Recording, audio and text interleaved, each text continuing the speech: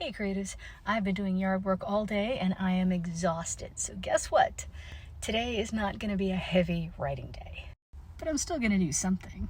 It's probably going to be lousy. I doubt I'm going to be able to keep it or use it. But the point is inertia. I'm still going to do something.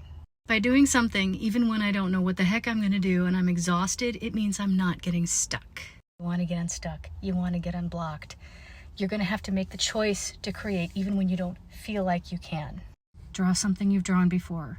Write a sentence you wrote before, or make something completely stupid up. Take your medieval knight and stick him in a Kroger's buying milk. It's not about creating something that you can keep. That will happen over the course of your healing.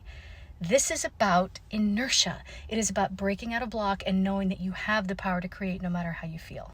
I'm going to go take some Tylenol and lie down. And then I'm going to write a sentence. You can do that too. Join me, creative. Sit down with me now and let's make something new.